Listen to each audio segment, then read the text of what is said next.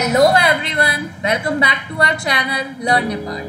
So we will continue our video chapter 1 crop production and management part 2. So in early video what we have studied, what is crop and what are the types of crop that grows in India and best practices of crop production, and these are the agricultural practices जो हमने पढ़ी थी. First is the preparation of soil. अब soil को कैसे prepare करा जाता है इरिगेशन के लिए, उसमें हमने पढ़ा था tilling, ploughing. So now we will study agricultural implements. So before sowing the seeds it is necessary कि हम उसके जो सॉइल के क्लम्प्स हैं वो ब्रेक कर दें. सो ये क्लम्प्स ऐसे तो ब्रेक होंगे नहीं, ये वेरियस टूल्स यूज करे जाते हैं. मेन टूल्स जो इस पर्पस के लिए यूज होते हैं वो है प्लो, हो एंड कल्टीवेटर. अब ये स्टडी करेंगे इनके बारे में. क्या होते हैं plough? Plough this is being used since ancient time for tilling the soil, adding fertilisers to the crop, removing the weeds and turning the soil. तो प्लो किस लिए यूज? एंशिएंट टाइम से यूज करा जा रहा है. ये सॉइल को टिल करते हैं. टिलिंग का मतलब क्या पढ़ा था हमने कि लूजनिंग और turning the soil is called tilling. हम सॉइल को लूजन करते हैं. कैसे? विद द हेल्प ऑफ प्लो. और उसमें हम फर्टिलाइजर्स ऐड करते हैं और उसके वीड्स को रिमूव करते हैं. वीड्स क्या होते हैं? अनवांटेड प्लांट्स जो ग्रो हो जाते हैं आपकी क्रॉप्स के साथ साथ. ये किससे बना होता है plough? This is made up of wood and is drawn by a pair of bulls और एनिमल्स. ये देखो आप, ये बुल है और इसके ऊपर ये प्लो रखा हुआ है. इसके नीचे ये ट्रायंगुलर पार्ट होता है. ये भी वुड का बना होता है. ये सॉइल के नीचे जाता है और ये बीम है, ये इनके बुल्स के ऊपर रखा जाता है. सो और मेन पार्ट प्लो का क्या होता है? लॉग ऑफ वुड होता है जो कि इसे क्या कहते हैं? Plough shaft. This part is called the plough shaft. And the other end, दूसरा एंड होता है वो कि अटैच होता है किससे? बीम से. This is called the beam. ये जो बुल के ऊपर देख रहे हैं ना, this is called the beam and this is called the plough shaft. और नीचे का अंडरग्राउंड पार्ट क्या है? This part. This is triangular part. और there is a handle at one end of the shaft. और अदर एंड क्या होता है? अटैच होता है बीम से, जो कि प्लेस कहाँ करा जाता है? बुल की नेक पे. One pair of bull and a man can easily operate the plough. अब नाउअडेज हम आयरन प्लोज यूज करते हैं. ये यहाँ पे वुडन प्लो है और आजकल हम आयरन प्लोज ज्यादातर यूज करते हैं. हो नेक्स्ट आपका एग्रीकल्चर इम्प्लीमेंट है हो. ये भी एक सिंपल टूल है जो कि वीड्स रिमूव करता है, सॉइल को लूजन करता है. इसमें भी it has a long rod of wood और आयरन. इसमें strong broad and band plate of iron fix होता है to one of its end works like a blade की तरह काम करता है. ये भी एनिमल्स पुल करते हैं. अब नाउअडेज प्लोइंग हम ट्रैक्टर ड्रिवन कल्टीवेटर से करते हैं. ये जो कल्टीवेटर होता है, अब ये तो मशीन है तो ये हमारा लेबर भी सेव करता है और time. Now the next process. अब हमने क्या क्या कर लिया? हमने क्या करा? लेवलिंग, टिलिंग कर दी, प्लोइंग कर दी. अब हमने ये इंस्ट्रूमेंट्स पढ़े, एग्रीकल्चरल इम्प्लीमेंट्स जो कि हम यूज कर रहे हैं. ठीक है. अब हम क्या पढ़ेंगे? सोइंग. ये प्रोसेस हमारा कंप्लीट हो गया. अब हम क्या करेंगे? फील्ड को सोइंग करेंगे उसमें. तो important part of crop production. Before sowing, अब सोइंग करने से पहले फार्मर क्या है, ऐसे ही नहीं कोई भी सीड वहाँ पे सो कर देगा. उसको गुड क्वालिटी, क्लीन और हेल्दी सीड्स चाहिए और एक गुड वैरायटी चाहिए. फार्मर प्रेफर करते हैं कि सीड्स क्या हो?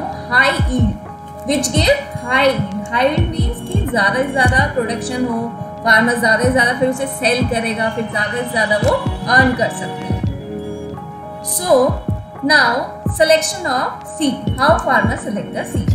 ये आप अपने घरों में भी देखते होंगे. जब आपकी मदर जैसे कोई सीड्स वगैरह जैसे चने वगैरह वेसल में भिगोती है तो उसमें वाटर डालती है, तो जब कुछ देर बाद आप कुछ मिनट्स के बाद देखोगे जो सीड्स होते हैं वो started to float on top. ऊपर फ्लोट करने लग जाते हैं. अब ये क्यों करने लग जाते हैं? बिकॉज वो जो सीड्स होते हैं वो डैमेज सीड्स होते हैं। वो डैमेज सीड्स अंदर से हॉलो होते हैं, तो हॉलो होंगे तो वो लाइट हो जाते हैं। तो जो लाइट ऑब्जेक्ट होगा वो ऊपर फ्लोट करता है, और जो हैवी होगा वो नीचे सेटल हो जाएगा। तो ये एक बहुत अच्छा मेथड है गुड हेल्दी सीड्स को डिफरेंशिएट करने का डैमेज वन से, क्योंकि जो हमारे डैमेज सीड हैं वो तो अप आ जाएंगे और जो हेल्दी सीड है वो नीचे सेटल हो जाएंगे। तो इस तरह फार्मर अपने सीड्स की क्वालिटी को डिफरेंशिएट कर सकता है। नाउ अब सोइंग से पहले one of the important task is know about the tools used for sowing seeds. अब टूल्स पढ़ेंगे हम। ये है ट्रेडिशनल मेथड है सोइंग की। Tools use traditionally for sowing seed is shape like a funnel. Tool जो यूज होते हैं वो एक फनल शेप का होता है, ऐसा टूल, ये देखो ऐसा, ठीक है, दिस वन। अब यहाँ पे फार्मर क्या करेगा, यहाँ पे सीड्स पो करता है, यहाँ पे सीड्स पोर कर दिए और ये पार्ट सॉइल के अंदर जाता है and these ends pierce into the soil and place seeds there. तो ये जो एंड्स होते हैं वे सॉइल में पेयर्स डाल दिए जाते हैं और यहाँ पे सीड्स प्लेस कर दिए जाते हैं। Now the second is seed drill. ये तो आपका क्या था, ट्रेडिशनल टूल था, ठीक है, फनल। इसमें बहुत टाइम कंज्यूम है, लेबर भी लगती है, टाइम लगता है इसमें, लेकिन आजकल हम नाउअडेज सीड ड्रिल यूज कर रहे हैं। ये यूज होता है सोइंग में with the help of tractors. इसमें this sows the seeds uniformly at equal distance and depth. ये सीड्स कैसे सो करता है, इक्वल डिस्टेंसेस पे, एक सीड यहाँ एक सीड यहाँ, ये नहीं है कि एक यहाँ एक यहाँ, इतना स्कैटर्ड नहीं करता है, यूनिफॉर्मली इक्वल डिस्टेंस पे सो करते हैं, एक यहाँ एक यहाँ एक यहाँ। और इट इंश्योर कि सीड्स, अब अगर हम ऐसे स्कैटर कर देंगे ऊपर तो आधे तो हमारे बर्ड्स ही सीड्स को खा जाएंगे।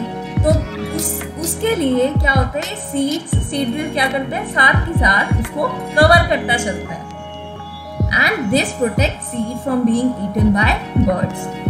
Sowing by using a seed drill saves time and labor. तो इससे क्या होता है, हमारा टाइम सेव होगा और हमारी लेबर सेव होगी। नाउ एक बहुत ही इंपॉर्टेंट पॉइंट, अब सीड्स क्या है, हम ऐसे ही तो सो नहीं कर देंगे, कुछ प्रोसेस होगा, कोई सिस्टम होगा।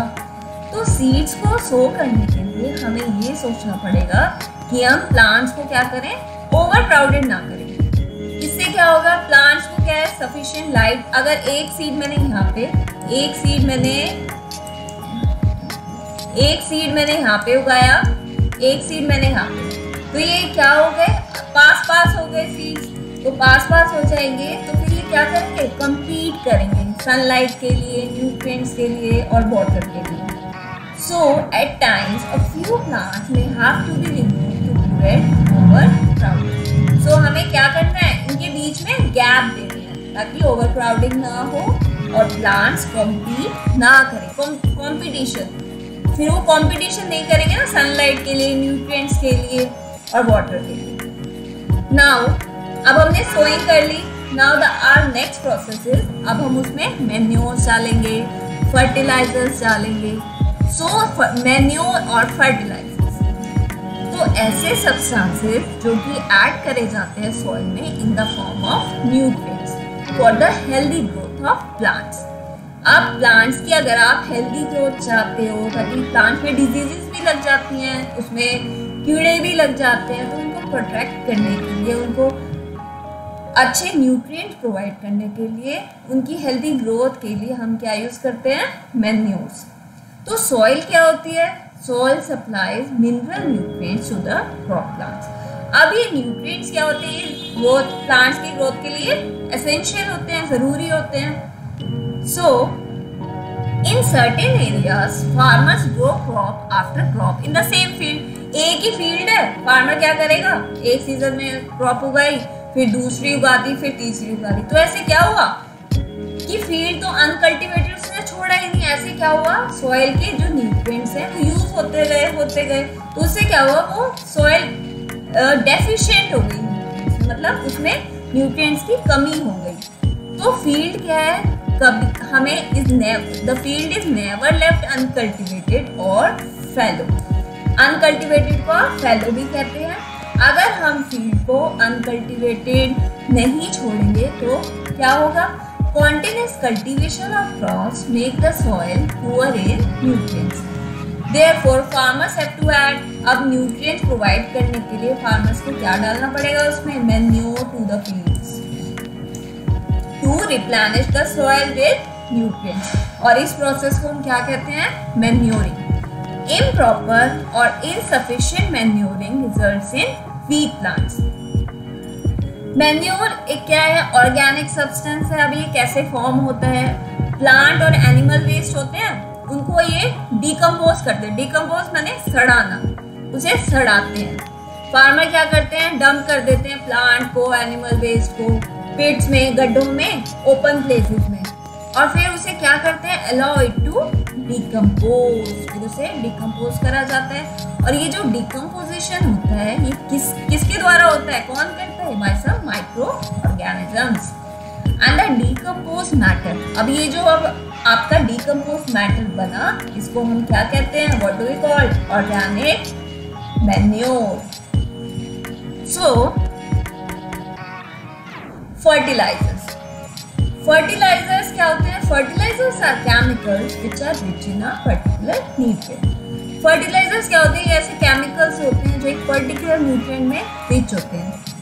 अब ये मैन्योर से कैसे डिफरेंट होते हैं, फर्टिलाइजर्स कहाँ बनाए जाते हैं, they are produced in factory, ये फैक्ट्रीज में बनाए जाते हैं। और मैन्योर कहाँ बनाए जाते थे, मैन्योर तो फार्मर ने क्या करा, ओपन प्लेसेस में रख दिया था और उनको क्या करा था, पिट में डाल दिया और डिकम्पोज करने के लिए रख दिया। लेकिन फर्टिलाइजर्स को आप फैक्ट्रीज में प्रोड्यूस होते हैं फर्टिलाइजर्स।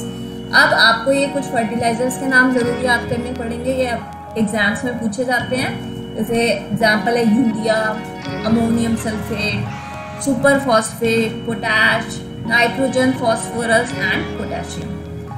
फर्टिलाइजर्स अब फार्मर को कैसे हेल्प करते हैं, fertilizers has helped farmers to get better yield of crops such as wheat, paddy and maize. लेकिन अगर हम excessive use of fertilizers use करेंगे तो उससे क्या होगा, सॉइल लेस फर्टाइल हो जाएगी। फर्टिलाइजर से क्या होता है, वाटर पोल्यूशन भी होता है। Therefore, जो दो ड्रॉबैक्स हो गए, एक तो फर्टिलाइजर्स क्या करते हैं, सॉइल को लेस फर्टाइल कर देते हैं, एक फर्टिलाइजर्स क्या है, वाटर पोल्यूशन फैलाते हैं। Therefore, in order to maintain the fertility of the soil, हमें क्या करना चाहिए, हमें फर्टिलाइजर्स को सब्स्टिट्यूट कर देना चाहिए विद ऑर्गेनिक मैन्योर और लीव द फील्ड अनकल्टिवेटेड या fallow in between two crops. The use of manure improve soil texture. अगर आप मैन्योर यूज करोगे तो आपका क्या है, सॉइल का टेक्सचर इम्प्रूव होगा, एज वेल एज उसकी वाटर रिटेनिंग कैपेसिटी। मतलब जितना आपका सॉइल वाटर जितना ज्यादा रिटेन करेगा उतना ही सॉइल आपका अच्छा होगा, उतनी ही वो अच्छी फसल देगा, उतनी ही अच्छी क्रॉप देगा आपको। अब और अगर आप मैन्योर्स यूज करेंगे वो सॉइल को न्यूट्रिएंट रिच कर देगा। अब दूसरा मेथड है सॉइल को न्यूट्रिएंट रिच करने का, crop rotation. We called it crop rotation. अब आपको ये रोटेशन से समझ आ रहा होगा, this can be done by growing different crops alternately. अब ये क्रॉप रोटेशन कैसे करा जाता है कि डिफरेंट क्रॉप्स को अल्टरनेटली ग्रो करा जाता है। जैसे कि फॉर एग्जांपल, जैसे नॉर्थ इंडिया में आपने लेग्यूम्स उगाए फार्मर ने, तो एक सीजन में उसने लेग्यूम्स उगाए। लेग्यूम्स कौन से प्लांट्स होते हैं, जो कि पल्सेस आते हैं लेग्यूम्स में मोस्टली। जो लेग्यूमिनस प्लांट्स होते हैं उनकी जैसे रूट्स हैं, इनमें ये नोड्यूल्स होते हैं रूट्स में।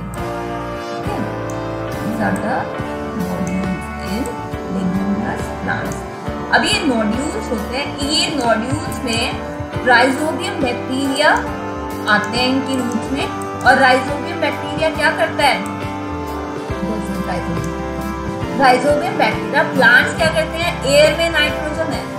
अब प्लांट्स तो वो नाइट्रोजन डायरेक्ट ले नहीं पाते, प्लांट्स तो क्या लेते हैं, कार्बन डाइऑक्साइड लेते हैं एयर से, वो नाइट्रोजन डायरेक्ट नहीं ले पाते।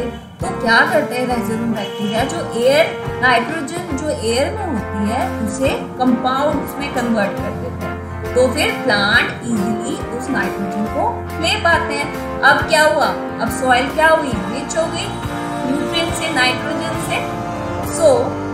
तो वन सीजन में उसने लेग्यूम्स ग्रो करे तो अब सॉइल आपकी नाइट्रोजन रिच होगी। फिर नेक्स्ट सीजन में उसने वीट ग्रो करे, तो वीट को तो इतना नाइट्रोजन नहीं चाहिए होता, तो फिर अब आपकी क्या हो गई, सॉइल नाइट्रोजन रिच हो गई। And this helps in the rich of the soil with nitrogen. Farmers are being encouraged to adopt this practice. So I have already told you, you have learned about rhizobium bacteria. They are present in the nodules of roots of leguminous plants. Leguminous plants, pulses plants, and they fix atmospheric nitrogen. Now what's the difference between fertilizer और manure? Fertilizer क्या होता है, ये man-made organic salt है। Manure क्या है, ये एक नेचुरल सब्सटेंस है जो कि ऑब्टेन होता है by the decomposition of cattle, dung and plant residues. Fertilizer prepare करे जाते हैं फैक्ट्रीज में और manure can be prepared in the fields. Fertilizer does not provide any humus to the soil and manure provide a lot of humus होती है fertile soil. Fertilizers rich होते हैं plant nutrient जैसे नाइट्रोजन, फास्फोरस और potassium, एक particular nutrient के लिए में रिच होते हैं। और मैन्योर क्या होते हैं, लेस रिच होते हैं प्लांट न्यूट्रिएंट्स। ये क्या करते हैं मैन्योर, सॉइल का टेक्सचर इंप्रूव करते हैं, उसकी वाटर होल्डिंग कैपेसिटी इंप्रूव करते हैं। Now what are the advantages of manure? Organic manure is considered better than fertilizers. Why?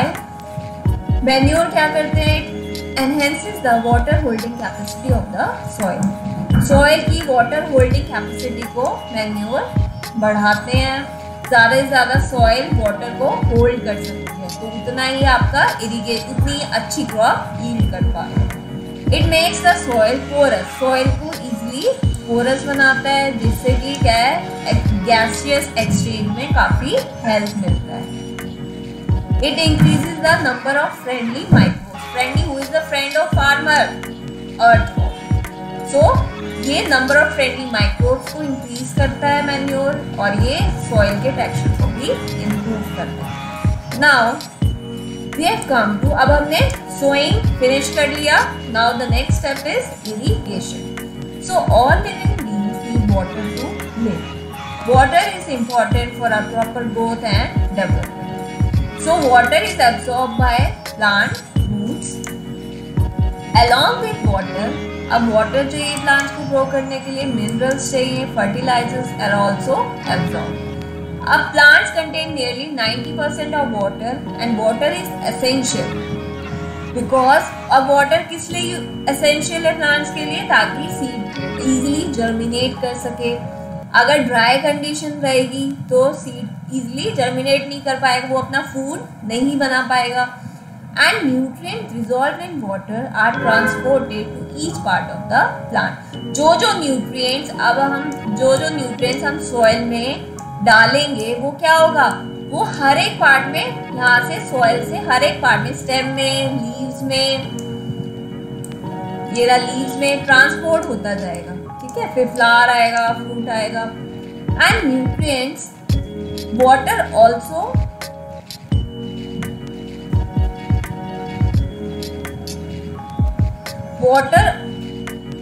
Protects the crop from both Frost and hot air currents.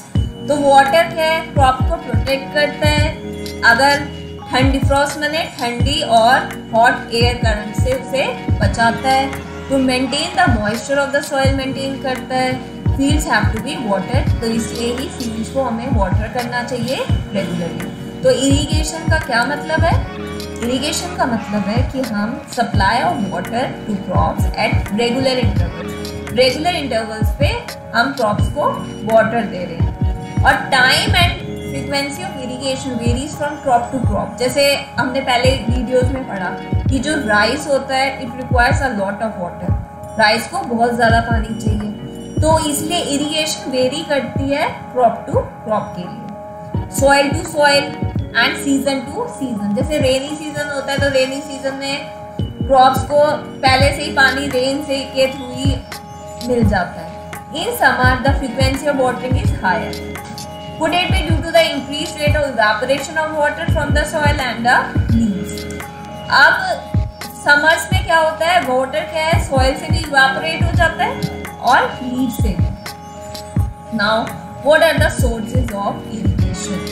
Sources of water for irrigation, क्या क्या sources हैं कि आप अपना field irrigate कर सकेंगे? Wells हैं, tubewells, ponds हैं, lakes, rivers, dams and canals. Now, earlier, what are traditional methods of irrigation? Water available in wells, lakes and canals is lifted up by different methods in different regions for taking it to the fields. अब water तो यहाँ पे है, sources में, wells में है, lakes में है, आपके canals में है। अब ये water अब आपको field तक ले जाना है। Cattle or human labor is used in these methods. तो ह्यूमन लेबर अर्ली टाइम्स में ह्यूमन लेबर यूज करते थे या कैटल को यूज करते थे, वो वाटर ले जाया करते थे फील्ड तक। सो ये मेथड्स क्या है, चीपर है लेकिन लेस सफिशिएंट है, बहुत ज़्यादा टाइम लेते हैं। ये पुली सिस्टम है, ये वेल से ये पुली लगी हुई है, ये वेल से पानी को यहाँ से कलेक्ट करते हैं। And this is chain pump, ये यहाँ पे एक पंप लगा, ये पाइप लगा हुआ है इसमें और यहाँ से वाटर आता है और ये सारे फील्ड में चला जाता है। Now and this is dhekli and this is rahat lever system. Pumps are commonly use for lifting water. जो ये पंप्स होते हैं ये कॉमनली यूज होते हैं पानी को लिफ्ट करने के लिए। Diesel, biogas, electricity and solar energy is used to run this pumps. तो आज हम इतना ही करेंगे। अगर आपको वीडियो अच्छा लगा तो प्लीज लाइक एंड सब्सक्राइब।